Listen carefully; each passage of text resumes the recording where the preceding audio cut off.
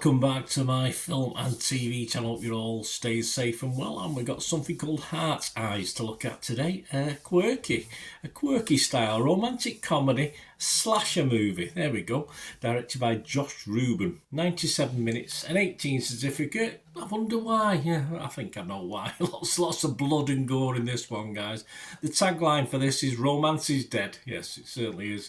For the past several years, the Heart Eyes killer has wreaked havoc on Valentine's Day by stalking and murdering romantic couples. I mean, yeah, these serial killers, they don't just usually work one day a year. It's in them. They need to do it more than that. So anyway, that doesn't sound right, but anyway, we'll go with the flow. It's only a film. It's not based on true life. This Valentine's Day, no couple is safe, especially a pair of co-workers who are mistaken as a couple because they were snogging by a serial killer. So there you go. Olivia Holt and Mason Gooding are two. I would say lovers, certainly not for a long time with the film, but they're the ones that are thrown together in this, Olivia Holt and Mason Gooding, and a lot of people like the chemistry. I'll let you know what I think on that one. Gigi Zumbardo, Michaela Watkins, Devon Sauer, Yossen Ann and Jordana Brewster also star in this. It was released on February the 7th, 2025 in and around America internationally, so check your territories. I'm recording this though a couple of months later on the 7th of April 2025, so you might catch this on streaming now rather than at the cinema, but it's worth a check if you fancy. Of course, Valentine's Day has come and gone now, hasn't it? But of course, it did okay over the Valentine's Day. My thoughts on this: I thought the rom-com, I didn't think it was that great. I didn't think it was particularly funny. I know there's comments about some good one-liners. I might have missed it. I might have been tired. I don't know, but it didn't really work for me. And the chemistry as well between the two leads, though a lot of people seem to think it worked, didn't really work for me. Though individually, I did like them. I liked the pair individually, but together, I don't think they sort of rubbed up very well together. I just wasn't convinced. You know, even when they were supposed to be sort of not rubbing up against each other, there's always something there, isn't there? I didn't feel it with this pair. It didn't work for me particularly. But the big but, if you want a slasher movie, then the last 45 to 60 minutes, because I was wondering where all the slashing was after the first 5 minutes of the film. It sort of goes very quiet for like 30 minutes, but then you get quite a lot in the last 45 to 60 minutes. So ticking the box there as far as slashes are concerned. Though the twist at the end of the killer, or the killers, I'm not going to give it too much away, was a bit weak for me.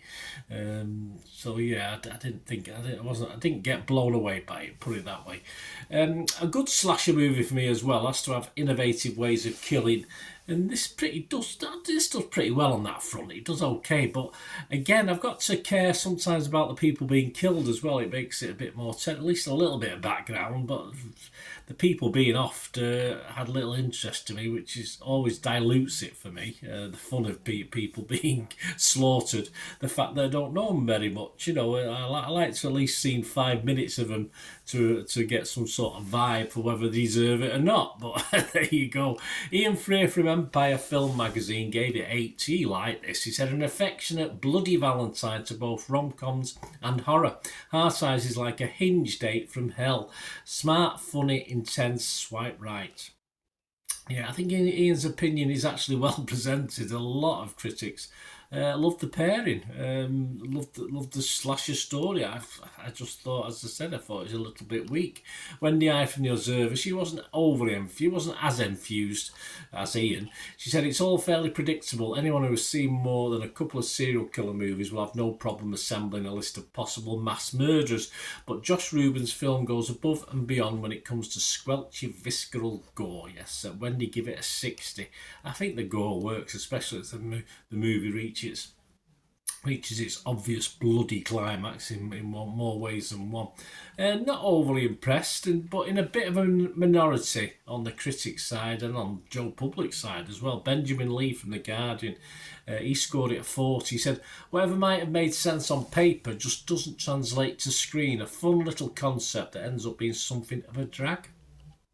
I do go part way to agreeing with this, although I'm not having as much of a down on Benjamin Lee. Some of the killing sort of won me over, but that's all. As I said, the rom-com element, take it, leave it. If it'd been a rom-com without the slashing and the killing, yeah, pretty bland for me. But as I said, I'm probably the minority on that one. Rotten Tomatoes give this a 6.3 out of 10. That's 156 critics, but generally 81% of them are happy, so there you go. And the consensus says a mixture of gory slasher and sweet rom-com that ingeniously nails both formulas. Heartside serves up a bloody Valentine that'll make the heart skip a beat. Certainly will. Metacritic 61 out of 100. That's 28 critics, 14 positive, 11 were mixed, which I tend to be, and 3 were negative. Metacritic users, Joe Public 6.1 out of 10, that's fine. And Internet Movie Database, exactly the same, over 15,000 scores and reviews. It's also getting a 6.1 on Internet Movie Database. So there you go. Generally, 6 is good, of course. I'm going to give it a 5.5. I thought it was alright. But I couldn't recommend it. I thought it was okay. I say it just didn't work on the chemistry side for me. But it's certainly plenty of blood. You want plenty of blood and gore. Once it gets going in the second half of the film, it's well worth it. I did mark it as a fresh in Rotten Tomatoes, but I had to be mixed on, as I said there, on Metacritic. I couldn't be totally convinced about this. So anyway, have a watch. Let me know what you think. I'm my way out with the chemistry of the two leads. I say it just didn't feel right. I like them individually. I just didn't think they were a good pairing.